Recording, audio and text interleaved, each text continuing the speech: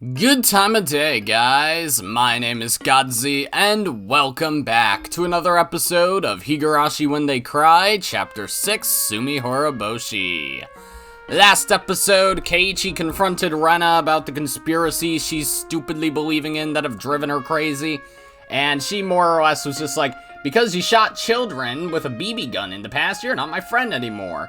Well, less so because of that, but more so because you didn't tell us. Yada yada. And then, Keiichi remembered the events of Onikakushi while talking to Rika, Sadako, and Mion at school while, just being Keiichi. And yeah, it was a really good episode. It's hard to put into words exactly what happened because it was fucking great. I loved it. But yeah, anyways, now we're just gonna get back into it. So, let's do this. The summit was being held at a traditional Japanese restaurant in Shishibone City. When a black car stopped in front of it, 3 burly cops got out of it, followed by Oishi. They were welcomed by Sonozaki Corps members in equally black suits. It was something you didn't see every day. Thank you for having us. We apologize for being late. I'll take you to the room. Please follow me. There was a sign saying reserved at the entrance. Oishi and his subordinates were taken inside. They walked through the restaurant's pretentious landscaped garden, and they came to the gorgeous Japanese-style entrance. Oh, yo, hi, Akane. A woman in a kimono was waiting at the entrance, as was Kasai. Upon seeing the police officers, they stopped chatting and bowed deeply. The woman in the kimono was Mion's mother, Akane. Nice to meet you, Mrs. Sonozaki. Thank you for having us today. It's a pleasure to meet you. Thank you for coming all the way here, despite your busy schedule. Not at all. I've been looking forward to the feast I'm going to have today. Oh, what the? I've never heard of this word before. Kiyomizute is famous for its dried bean curd, right? I can't wait. Long time no see, Kasai-san. It's been forever since we last met in person. Yes, it has been a while. Well, we seem to be at war, but I'm hoping we can settle this like adults. Although, we're ready for an all-out war whenever you are. No, we have no desire to fight. Neither do we. Everybody knows how messy things get when you get involved. But I'd like to avoid that as much as possible, since I'm not that young anymore. Obviously, this was a meeting between people who hated each other. The tension in their words indicated that it wasn't likely to be a friendly meeting. I'll take you to the room. Please follow me. I feel bad that our host is taking us to the table. Well, I know we sent you the invitation under my name, but actually, today's host is the Sonozaki main family. I'm sorry for the confusion. I see. Can I go back and get my bulletproof jacket?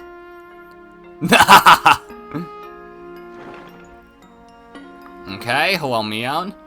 On the other side of the door, there were several tables, and Mion was sitting at one of them. Since Mion was still young, her school uniform functioned as her formal dress. Still, it looked strange with both the police and the Corps members in black suits. Hello! You must be the successor to the head of the Sonozaki family. Thank you for having us today. Thank you very much for coming. Please, take a seat. Mion politely welcomed the police, undaunted even though they were older than her parents. Mion gave Kasai a look, and he tapped on the door. The waitresses, who had been waiting behind the door, started bringing out drinks. Oishi-san, what's going on here? I'm not sure. Well, let's enjoy the meal first. Their dried bean curd is really famous, you know? They started drinking, but the tension continued for a while. Mion made the waitresses and the other members of the Sonozaki Corps leave the room, and soon only Oishi and his subordinates, Mion, Akane, and Kasai were left in the room. Well, let's start talking about why we're here today. Akane nodded and began speaking. We're having this meeting today so we can resolve our misunderstandings. Such as? Kasai wanted to talk to you about Rena Ryugu for personal reasons.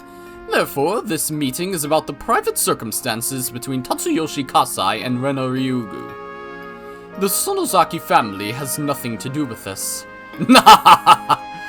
What are these private circumstances? Ryugu-san lives an honest life. How can she have any kind of private connection with Kasai-san from the Yakuza? Kasai? Yes. Allow me to explain. Why do I feel like that's...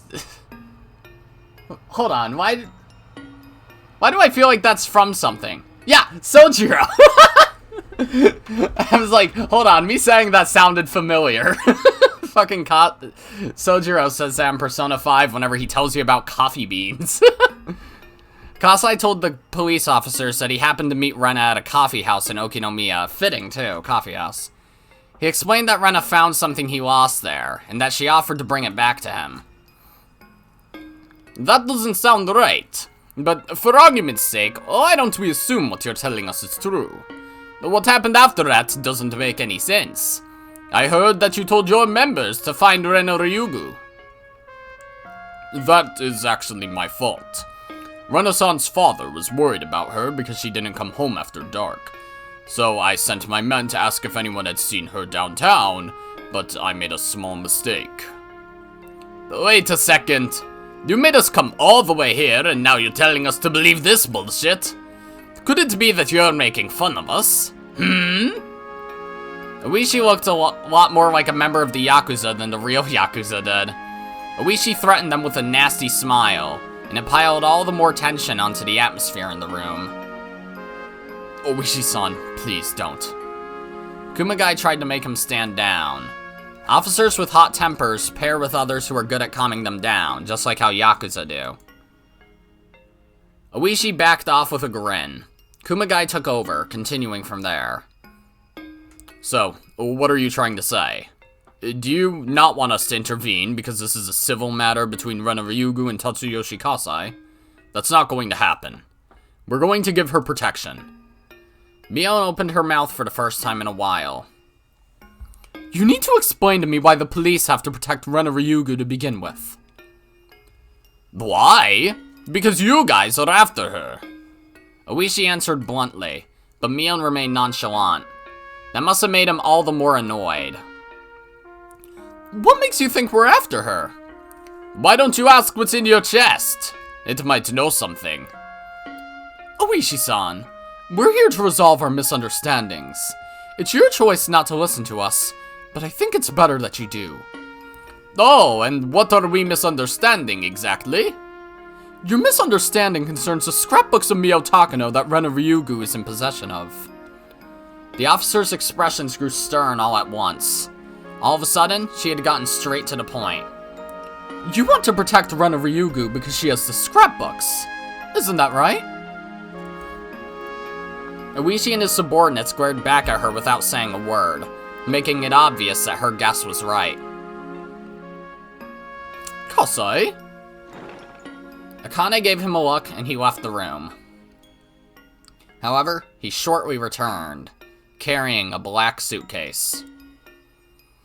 Every one of the officers assumed there was a tremendous amount of money in the suitcase and that the Sonozaki family was trying to buy them off. Kasai opened the suitcase and showed the contents to the police. Oh. Are these? These are Mio Takano's scrapbooks. I'm afraid we don't have the ones she gave to Rena Ryugu. This is going to be our main course for today. Do you mind if I take a look? No, feel free. We can talk after you read them. I'll make my people leave if you like. Oh, no. You don't have to do that. The cops produced latex gloves from their pockets, put them on, and took one of the scrapbooks out of the suitcase. There were more than 10 of them in there. We found them in Mio Takano's house in Okinomiya after she passed away. Oishi and the others desperately turned the pages of the well-thumbed scrapbooks. Are you sure these are real? Without a doubt. Oishi-san, if Rena Ryugu has the other scrapbooks, that means maybe the ones she has have the same kind of stuff in them. Oishi looked stunned by the contents of the scrapbooks. He started turning the pages faster, then closed the scrapbook roughly. Do all of these have the same kind of contents as this one? Yes, they do. Feel free to take the time to look at them until you're fully satisfied. The other officers also rapidly turned through pages. They weren't reading them, just flipping through. They took one scrapbook from the suitcase after another, and flipped through the pages roughly. Oishi-san, this is absurd. These are just crappy occult novels. This one says that the netherworld collided with this world, and that dead souls float across the gap. How are we going to use this as proof? Well, yours says something about the netherworld. Mine is about creatures from the bottom of the ocean. This one is about classified weapons of the Nazis. This one is about the legacy of the Mu continent? I've never heard of that. That one is about Aussie, the mysterious creature in Onikafuchi Swamp. Good one. We can surmise that Rena Ryugu most likely has a scrapbook about the parasite theory we've all heard of. The police were dumbfounded. They couldn't believe what they were seeing. The other officers were shooting glances at Oishi. They hadn't said anything to him, but they never really believed in the story of the parasite, let alone the bioterrorism. But Oishi had believed it and told them he had proof. None of the scrapbooks in front of them said anything about parasites, but it was easy to assume the contents of one scrapbook were no different in nature from another. In other words, all of them were just crappy occult novels. Well, Oishi appeared unable to accept the fact that was facing him. But now that he was actually looking at it, it was too difficult to ignore. Mio Takano was an occult geek who had laughable ideas about the legend of Onigafuchi. But Rena took them seriously, and so had Oishi. The other officers could no longer stop themselves from laughing at the ridiculous scrapbooks. Oishi glared at them, and they stopped laughing. The main reason Oishi took the story of the parasite seriously was because the Sonozaki family was apparently after Rena Ryugu for the scrapbooks she had. Plus, Takano, the owner of the scrapbooks, was killed. Because of these two reasons, he believed in that occult B novel. Oishi was frustrated without a doubt. He has to accept that he was wrong. Oishi was eager for any information that could help him solve the series of mysterious deaths of Hinamizawa before he retired. A combination of a number of factors made Takano's ridiculous theory become highly creditable to him. Let me ask you something. Why was Mio Takano killed? We have no idea what happened to Mio Takano and Jiro Tomatake. Of course you don't. A liar doesn't call himself a liar. Come on, Oishi-san. Do you think we do such a lousy job as to let the police find the bodies? Mion wore a cold smile. She had said too much. Akane cleared her throat as if to condemn the statement, and that made Mion shut her mouth. Oishi glared at the young successor, but he knew she was right.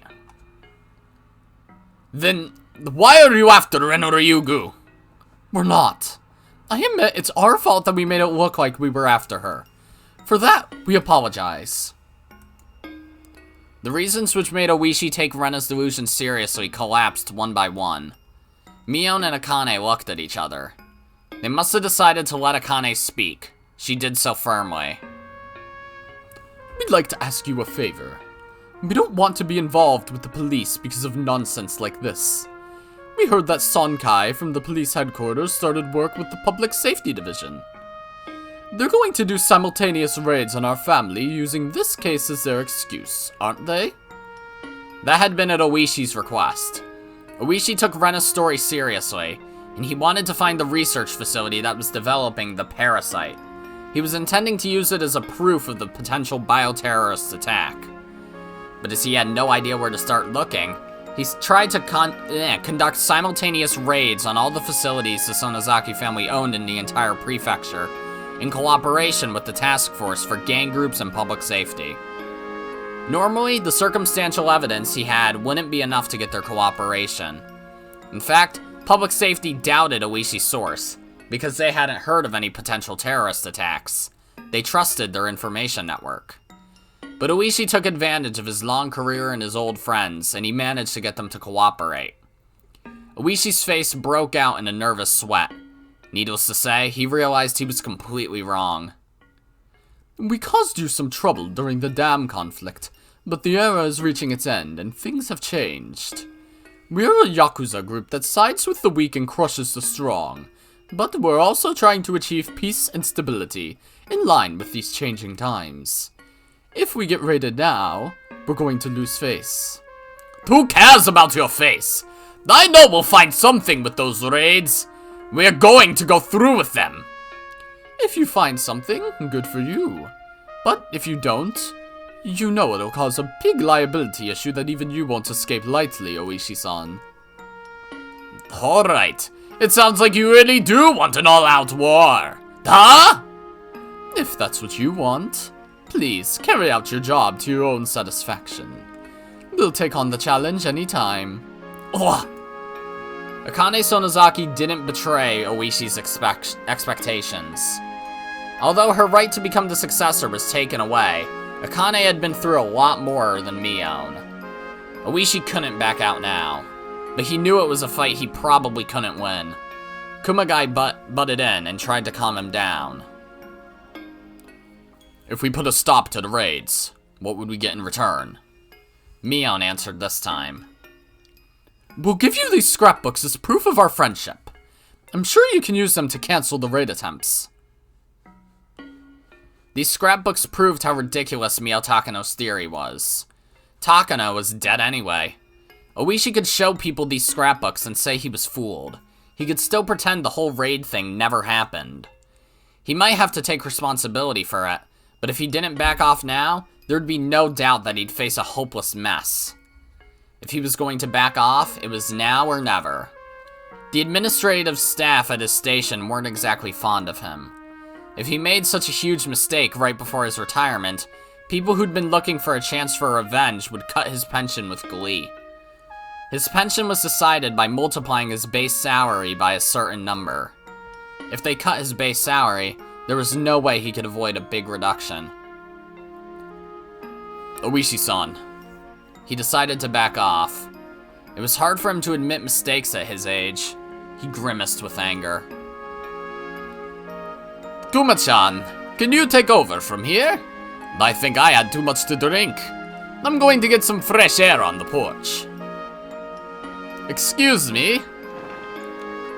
Oishi stood up quickly and left the room, making a lot of noise as he walked. Kasai closed the door Oishi left open. The room was filled with silence again.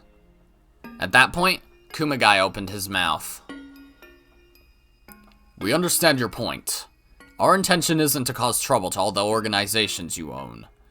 So, I want to confirm that the police and the Sonozaki family will help each other to maintain the peace of this city. Therefore, we're going to put off doing the simultaneous raids. Thank you very much. I'm sure our leader, Oreo, appreciates your concern as well. As you promised, we'll take the scrapbooks. And there are 2 more conditions. Go ahead. First, if you find the other missing scrapbooks, you must bring them to us immediately. Second, if you find Rena Ryugu, you must turn her over to us immediately as well. I'm afraid the second one is unacceptable. Rena Ryugu is in a state of delusion. We'll make sure of her safety and we'll find the best medical facility we can take her to. She has the right to receive treatment. We can't accept that either. We have the right to question her about the murder of Takano as a material witness, not as a suspect. Akane whispered to Mion. Mion in turn nodded and began to speak. Very well. We'll accept the second condition, but let us add another condition on top of that. We're going to send her a lawyer. You will only question her in the lawyer's presence. Understood. One more thing. You aren't allowed to delay us by not sending the lawyer on purpose. We'll start questioning right after we find her. We have no problem with that. But you must contact us immediately after she's found. We will as soon as we can. Akane cut in. You have to call us before you question her. You must call us the very moment she's found.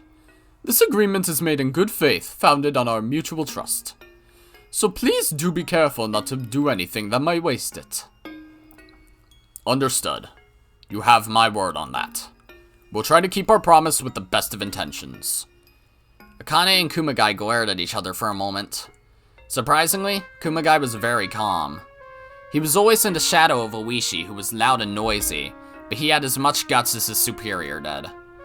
Oishi was good at taking care of matters in a rough and threatening kind of way, but Kumagai was good at negotiations like this. The meeting ended and the police stood up from their seats. The tension in the room had finally ceased.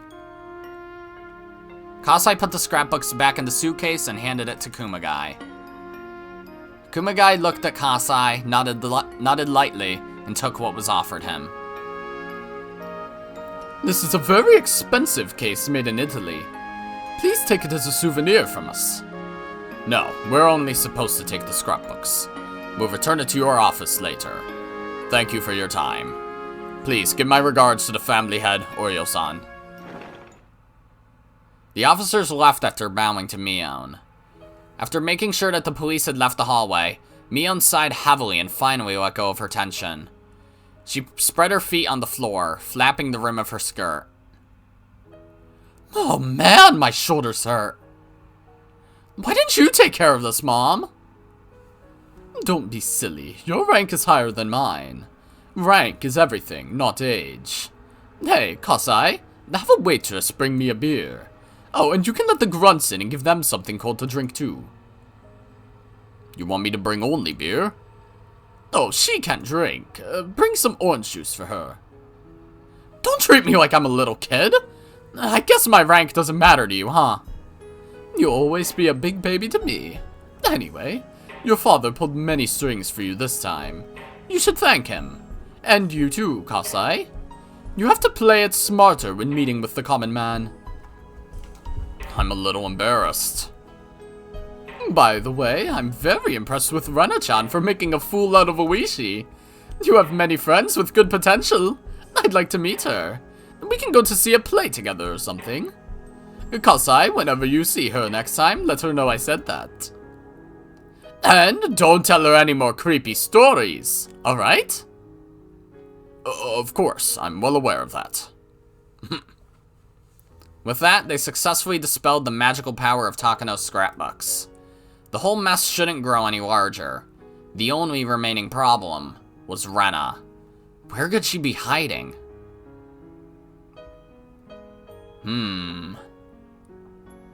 I actually don't even have a fucking guess where she'd be hiding. If she ain't at the garbage dump, where the fuck else exists in this game? Like, okay. Back to Keiichi then, I guess. Before I went to bed, I headed to my window to close the curtain. I saw the shadow of a person near the porch. Who could it be so late? Well, I didn't have to guess who it was. There was only one person I knew who might come to see me so late. I opened the window and looked more carefully this time. I was right. I don't know whether it's Rena or Mion. It is Rena. Okay. It was Rena. She was just standing still under the light. I wondered how long she'd been there for. Didn't look like she was going to ring the doorbell. She was just standing there. She seemed to be asking herself whether to ring the doorbell or not. For how long had she been hesitating in front of my door? It looked like even standing was giving her a hard time. She looked very tired. I ran down the stairs, put my sandals on, and rushed out of the house. Rena looked surprised to see me, even though I came out after making a lot of noise. Rena! Is that you? Rena! She looked relieved to see me for a moment, but then she soon glanced downward and looked sad again. How long have you been standing here? I don't know. Maybe since the sunset. Rena must have been staying somewhere outside for the last 2 days at the very least. And it wasn't like she'd been camping for fun. She'd been in a state of high tension the whole time, believing that someone was trying to kill her. Rena looked utterly exhausted. She seemed to have taken care of the deep scratch she made on her neck the other day with some large band-aids. The band-aids had cute pictures, but that only made the wound on her neck look more painful. I saw some band-aids soaked with blood on her arms and body too, and I could tell she made them herself. She had more scars than she had last night. Anyway, let's go inside. You haven't eaten anything for 2 days, have you? When I tried to take her in the house, she refused with a vague expression on her face. It wasn't that... typo. It wasn't that she didn't want to go into the house.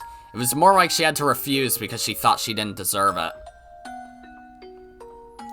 I can't take it anymore. Even at this moment, the maggots are moving through my body. It itches really badly, and it feels like they're about to come out from everywhere. Rena, I think you have some kind of disease. Why don't you get some rest here first, and we'll go to the clinic first thing in the morning. He understands your delicate situation, so he'll see you in private. No, I know it. I know exactly how Tomitake-san died. I'm trying not to do what he did for as long as possible. Rena believed she was given some kind of suspicious drug that made her claw her neck to death just like Tomitake-san did. She had convinced herself that it was going to happen. She wouldn't hear anything else right now. But she really wanted somebody to help her. She wanted help, but when someone tried to give her a hand, it looked like the hand of the devil.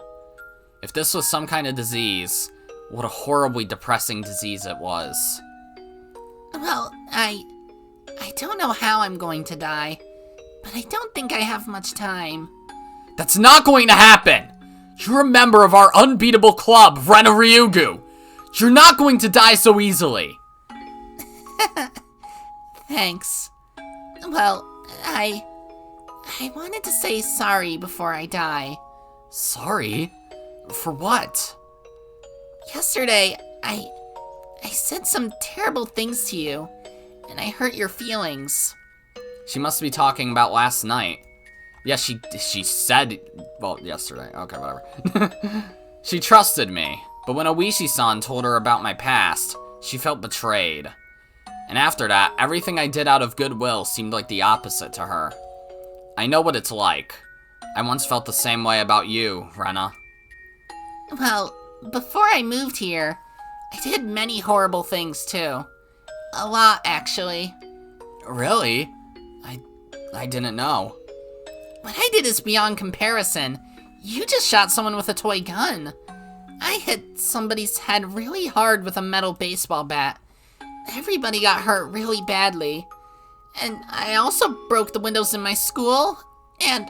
I know. But I don't care about any of that. You did that before you moved here. That's why you stopped being Rena Ryugu and became Rena after you moved here, right?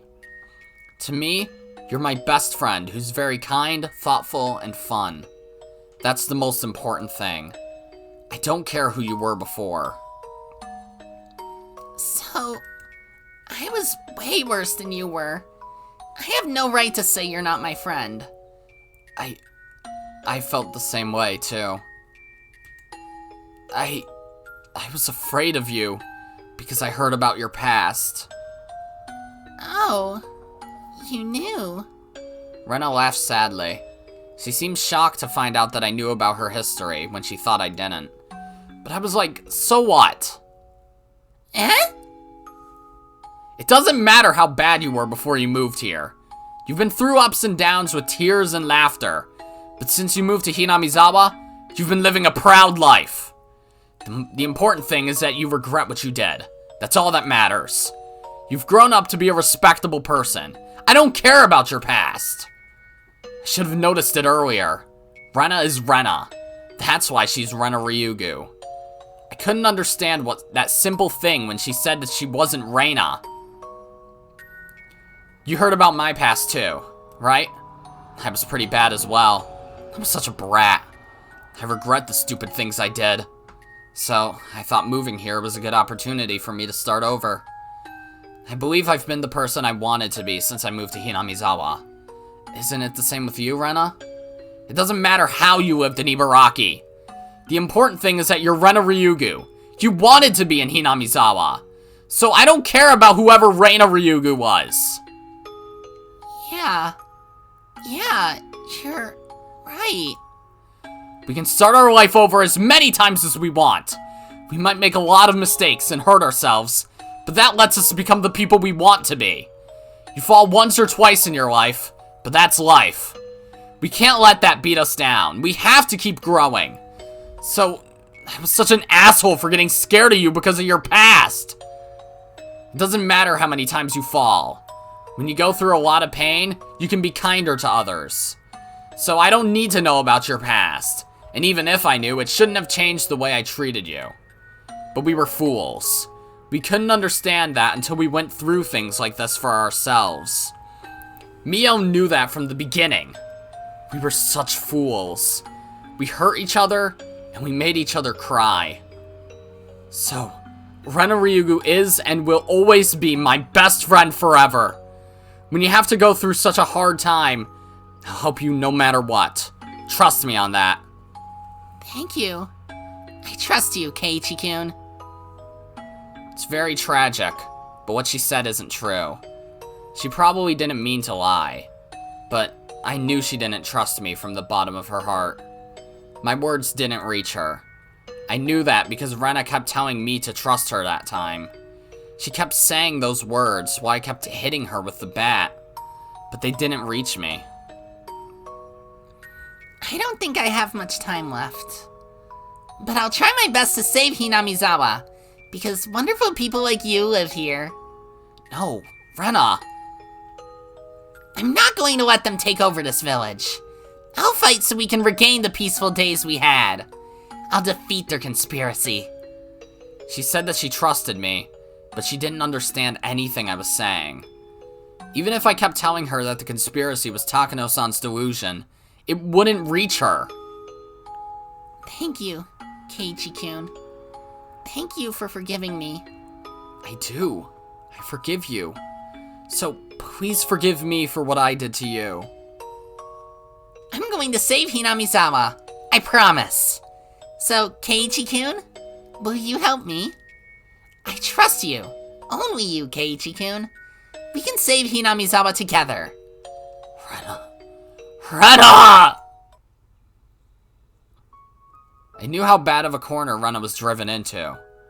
If I was her, I'd be walking around with a baseball bat, thinking every single person around me was my enemy.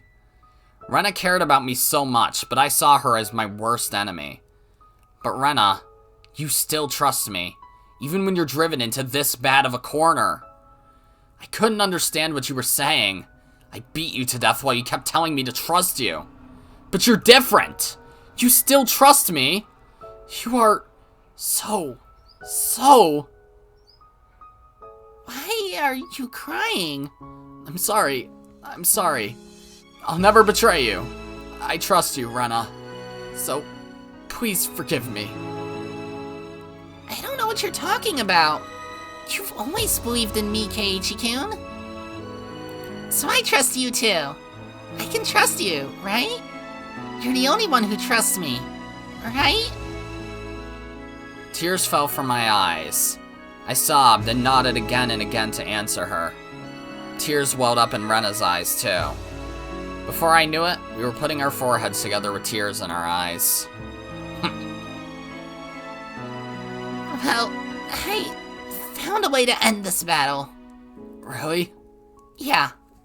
I might not stand a chance, but this is the best and only resistance I can think of. Rena, I don't know what you're going to do, but if you do that, we can regain our happy days, right? We can, can't we? We have to, or I'm not going to let you go anywhere. Don't worry, Keiichi-kun. It's going to be a come-from-behind victory, and we'll regain our happy days for sure. I don't know what she had on her mind. I mean, I think I have an idea. It began with a delusion, and it'd end with a delusion. If I encouraged her too much, she'd twist it into an attack on her. I was like that at that time. I took Rena's goodwill as the complete opposite thing. So I stopped denying her story. This was Rena's battle. It was her lonely battle. She had to fight against her own delusion. The more we tried to help her, the more we drove her into a corner. But I would always be there for her. Whenever she needed help, she could reach me. I wanted to let her know that. So I said just one thing. I'm on your side until the very last moment. No matter what, I'm on your side. Even if I told her to trust me, I knew she couldn't right now. I knew that, but I told her those words anyway. Even if she couldn't believe them, and if she tried to smash my head in, I'd say those words. I'd keep saying them until I die. Thank you, Keiichi-kun. Everything will be over tomorrow. Oh boy. We'll win for sure. And then we can play around in the club together again. With everyone. We'll return to our happiest times. Although she wished to regain our happy times so badly, I couldn't get rid of the darkness that controlled her mind. Well, I have to go now. I have to get ready for tomorrow. To tell the truth, I didn't want to let her go. I wanted to stop her even if I had to grab her arm. But I couldn't stop her like that. If I grabbed her arm, she wouldn't trust me anymore. Wait, Rena, what do you have to do to get ready for tomorrow? It's a secret. I might ask you for help later. You'll help me when I do, right? Of course. I nodded strongly so she could tell that I was still on her side. But I didn't know what her come-from-behind victory meant at this point. The first thing I could think of is that she was going to invade the house of the Sonozaki family, which she thought was her enemy. So I called Mion to warn her after Rena left. Mion laughed bitterly and said, "Why does everybody want us to be the bad guys so much?" But she understood the situation. It'd be easier if we really did act like the bad guys. Might be better if we tied her down and took her to a hospital. If it comes to that, I guess we have no choice. But I want to believe her until the last second. She still had the strong heart to trust me no matter how badly she'd been driven into a corner. And she's not like me, so I'm sure she can defeat her delusion. It's hard for this old man to understand what you and Rika-chan have been talking about these days. Did anything serious happen lately? You can say it happened lately in a way. I killed Mion a couple of days after the festival. I'm sorry I've been talking crazy lately. Anyway, please don't lose confidence in Rena, alright? You know I won't. Anyone can catch a cold in the heart sometimes. It just happened to Rena this time, and that's all. Well, she has a relatively high fever, but I'm sure she'll get better soon, and we can laugh about this later. It's not as bad as you think, Kei-chan. That silly Oishi admitted his mistake. He doesn't even know about you-know-what. So, we'll just say Rena overreacted a little bit, and this will be over. Really? You really think you can do that? Did you forget that I'm the next head of the Sonozaki family? I have both the skill and the power to do that. This old man had a meeting with Oishi at a restaurant today, and we cleared up all the misunderstandings. Oishi was shaking in fear the whole time. Hey, I'm pretty good, don't you think? Mion bragged about her achievement, laughing loudly. I could tell she was exaggerating a little. Anyway, compared to the sense of impending doom Rena seems to be feeling, the others seem to be taking it rather easy. It was all up to Rena now. If she understood everything, she could go back to the peaceful world she wished for. We were waiting for her to reach out to us. Just like we did by the abandoned car at the garbage dump that day. Garage dump, good one. Rena, I couldn't win. But I know you can. Because you're the one who told me to have faith until the end. So I know you can win! That didn't mean that she could literally win the last battle she was talking about earlier. Sorry if you hear a fucking, like, tractor, lawnmower, combine harvester, I don't know what the fuck it is, but yeah. But Rena would win. She'd win, and she'd regain her peaceful life. Oh boy, don't, no! No! Because I know it's gonna be fucking long as shit from here on out. No, I have to have a really short episode now, huh? Great! Whatever. Oh, never mind, a little bit of supplementary time. New tips unlocked last night. Achievement unlocked, she's just sick right now. Yeah! I mean, technically. Last night. Okay? Question marks. Tomorrow is the day. Oh, no, I know. Okay. Oh, you... No, wrong voice. I was doing meows. Oh, you mean the day we die? I forgot what voice I gave you. Question marks. It's going to end up the same way this time, just like the last time. I don't know about that. It's been very similar to the last one, but there were some things that were different too.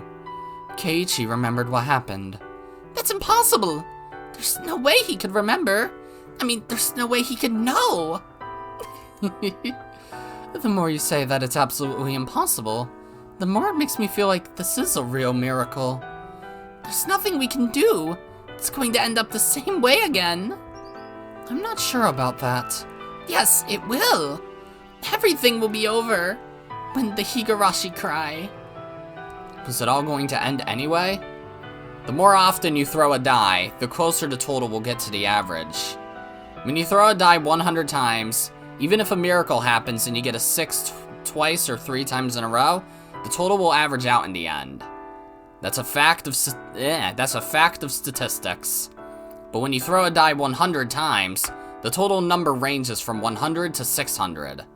The more you throw, the greater the likelihood that the number will converge on the average. But the truth is, the more you throw, the more possible outcomes you create. There are 500 different futures you can create by throwing a die 100 times. There are 5,000 different futures you can create by throwing a die 100 times. 1,000 times. I'm great at this. There might be one future among them that enables you to actually finish this never-ending game of dice. Keiichi showed me a miracle, and it taught me that it's not a waste of effort to keep throwing the die. Don't give in to something like an average. You think we'll never have a different ending, don't you? I can tell, because it's written all over your face. I think so, too. I think we're going to have the same ending this time again. But I'm not going to give up hope until I throw the die for the last time. Keiichi taught me that. Something is going to be different this time. I'll try to believe in that. I seriously do not know what voice to give this character. And I know the voice I've been giving them to Sip is, you know, not good at all, so. Rika, you're a very strong person. Yeah, I know. That's because I'm a lot younger than you. Rika? Meep. Why are you still awake? It's not good to stay up so late. I'm sorry. I couldn't sleep, so I was just looking at the stars. I'm going to bed now. Please do. Good night, Rika. Good night, Satoko.